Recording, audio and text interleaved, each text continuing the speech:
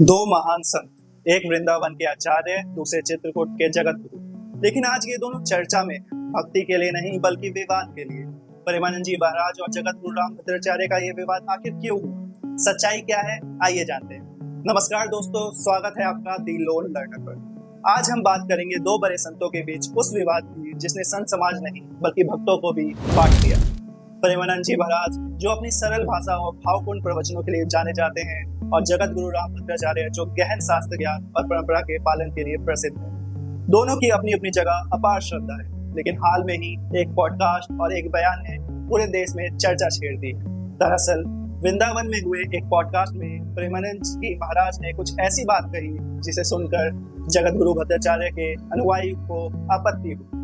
प्रेमानंद जी महाराज ने सवाल उठाया कि क्या शास्त्रों की जटिल भाषा से ही भगवान तक पहुंचा जा सकता है, या फिर सरल भक्ति में ही सबसे बड़ा मार्ग। यही से विवाद की चिंगारी भड़क उठी। जगत गुरु रामभद्राचार्य ने हमेशा शास्त्रों, परंपराओं और वेदों के अध्ययन पर जोर दिया।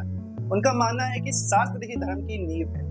उनके समर्थकों का कहना है कि संत समाज के लोगों को भी शास्त्र ज्ञान का प्रचार करना चाहिए, ना कि उसे हल्का दिखाना चाहिए। इसीलिए प्रेमानंद जी महाराज का बयान उन्हें सीधे तौर पर चुनौती जैसा लगा। वहीं दूसरी ओर प्रेमानंद जी महाराज का कहना है कि भक्ति कठिन नहीं होनी चाहिए। भगवान तक पहुंचने के लिए बड़े बड़े श्लोक, संस्कृत के जटिल मंत्र या भारी भरकम ग्रंथ जरूरी नहीं। सच्चा प्रेम और भक्ति ही काफी है। उनकी यही सरलता और भावपूर्ण भजन लोगों को उनसे जोड़ते हैं। उनका संदेश है, भक्ति में दिल होना चाहिए, दिमाग में घमंड नहीं। इस विवाद ने संत समाज को दो हिस्सों में बांट दिया। कुछ लोग कहते हैं कि प्रेमानंद जी महाराज आधुनिक समय में सरल भाषा से धर्म समझा रहे हैं, जिससे लाखों लोग जुड़ रहे हैं। तो वहीं जगत गुरु रामभद्राचार्य के अनुयायी मानते हैं कि धर्म को आसान बनाते बनाते उसकी गहराई और गंभीरता खो न जाए। सोशल मीडिया पर दोनों पक्षों के समर्थकों में बहस जारी है। इसी विवाद के बीच कई भक्तों ने अपील की है कि दोनों संतों को आमने सामने बैठकर बातचीत करनी चाहिए, क्योंकि दोनों का मकसद एक ही है, भगवान का नाम प्रचलित करना और समाज में धर्म फैलाना और समाज को धर्म से जोड़ना। लोग चाहते हैं कि इस विवाद को जल्द से जल्द खत्म किया जाए और संत समाज एकजुट होकर काम करे। तो दोस्तों, सवाल यही है कि भक्ति कठिन शास्त्रों के बिना अधूरी है, या फिर भगवान तक पहुंचना सिर्फ सच्चे प्रेम और सरल भक्ति से ही संभव है।